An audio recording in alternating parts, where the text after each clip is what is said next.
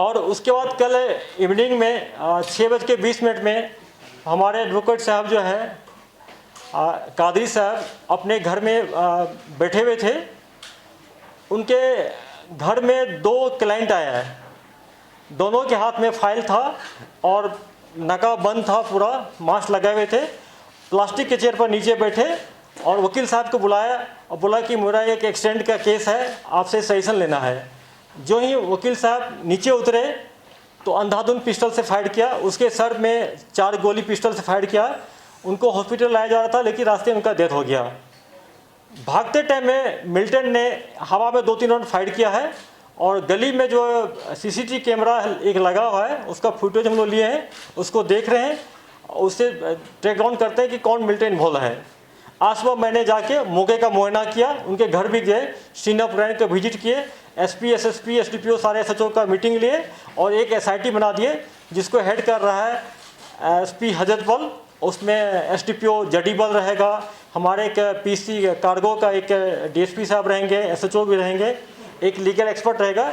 SIT को आदेश दिया गया है कि जल्दी से जल्दी उसको सॉल्व करें, कौन सा मिल्टन, कौन सा आउटफिट मिल्टन का इन्वॉल्व है, उसको जल्दी से जल्दी पता करके उनको हम लोग अरेस्ट करने का पूरा प्रयास करेंगे। अरेस्ट नहीं होगा तो इनकाउंटर में यूटिलाइज करने का प्रयास करेंगे।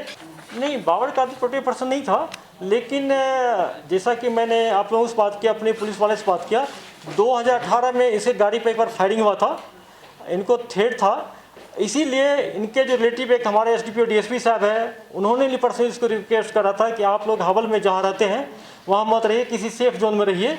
और आज जाके मैंने एसएचओ लाल बाज़ार से, जडीबल से, एसडीपीओ से बात किया, उनका एक कहना है कि पिछले लास्ट वीक से उसको रिक्वेस्ट हम लोग कर रहे हैं कि इधर मत रहिए, क्योंकि बड़ा कंजेस्टेड एरिया है, वहाँ पुलिस का पेट्रोलिंग करना मुश्किल है।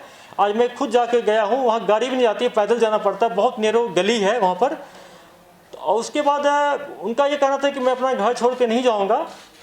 दूसरी बात है कि उन्होंने आज देखा, मैंने आप लोग भी शेयर किए थे कि कुछ ट्वीट्स किए थे कि अंदेशा जाहिर किए कि हमको खतरा है। अनफॉर्चुनेटली उनसे भी गलती हो गया कि उन्होंने कश्मीर पुलिस को उसमें टैग नहीं किया, उसमें जम्मू पुलिस है लिखा है, ZPHQ जम्मू है। और ऐसे किसी भी प्रोटेक्टेड पर्सन हो या नहीं भी हो, किसी को कोई थ्रेट मिले तो नियरेस्ट एसएचओ से, एसडीपीओ से, डिस्ट्रिक्ट एसपी से, रेंज डीआईजी, आईजी, डीजी, किसी से बात करना चाहिए। हम लोगों से कोई कभी शेयर नहीं किया, अगर शेयर करते, फ़ोन भी करते तो ज़रूर उसको वहाँ से ला के हम लोग किसी सेफ एरिया में रखते हैं। कि पाकिस्तान के इंस्टिगेशन पर, चाहे ऑनलाइन देखें आप, कि पाकिस्तान पिछले 5-6 महीना से, खासकर मार्च के बाद काफ़ी इंस्टिगेट कर रहा है ऑनलाइन, काफ़ी हथियार भेज रहा है, ड्रोन से भेज रहा है। कल भी हम लोग कुलगाम में एक दूसरा कंसमेंट पकड़े जो गाड़ी के कैवेट बनाया था, उसके अंदर था, उसमें 2 AK मिला, काफ़ी सामान मिला है। तो सामान हथियार ही भेज रहा है, ड्रोन से हो चाहे मैनुअली भेज रहा हो, मिलिटेंट का हाथ भेज रहा हो, इंस्टिगेट कर रहा है, रिक्रूटमेंट भी करवा रहा है पाकिस्तान। तो पाकिस्तान यहाँ का जो मिलिटेंट है उसको इंस्टिगेट कर रहा है कि इस टाइप का वायलेंस करे। आप देखे होंगे ये सारी इनोसेंट किलिंग है, चाहे बीडीसी के चेयरमैन को मारा गया है, उसके पास उसको PSO नहीं था, उस टाइम खाली था इनोसेंट। चाहे कल जो वकील साहब को मारे गए, ये क्या उसको हथियार नहीं था, इनोसेंट किलिंग है। कुछ साल पहले एक लिस्ट आया था और एक ब्लॉग चलता था जो पाकिस्तान से चलता था, जिसमें कुछ लोगों के नाम आए थे, उसमें भी बाबर कादरी का नाम आया था। एक नए ऑर्गेनाइजेशन TRF की तरफ से एक और लिस्ट जारी हुआ है जिसमें कुछ लोगों को हिट लिस्ट के तौर पर पेश किया रहा है। तो पुलिस कैसे देख रही है और कैसे, क्या बाबर कादरी का किलिंग उस लिस्ट या उस ब्लॉग के साथ जुड़ा हुआ है, या फिर आने वाले जिस तरीके से TRF अब जमीन पे आ रहा है, क्या श्रीनगर में TRF की प्रेजेंस इतनी हो गई है या इसमें किसी स्पेसिफिक मिलिटेंट ऑर्गेनाइजेशन का? देखिए, मैं बार बार कह रहा हूँ कि TRF कोई रियल ऑर्गेनाइजेशन नहीं है, TRF एक वर्चुअल ऑनलाइन ऑर्गेनाइजेशन है। ये LAT का ऑफशूट है, LAT ने एक्शन करवाया है, LAT एक्शन करता है तो उसको TRF ऑन करता है।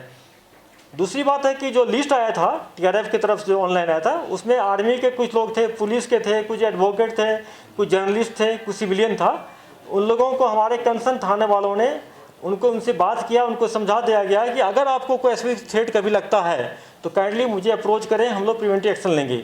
उसमें कुछ ऐसे भी नाम है कि जो आज तक नहीं तो किसी का सोर्स रहा है, नहीं किसी के लिए काम किया है और कहीं उसका लिंक नहीं है, तो उसको हम लोग वेरीफाई कर रहे हैं। जहाँ तक इनका, मैंने बार बार कहा कि इनको थ्रेट था, जो मिलिटेंट्स का जो मान लेंगे तो 70 to 90 है FT, बिल्कुल।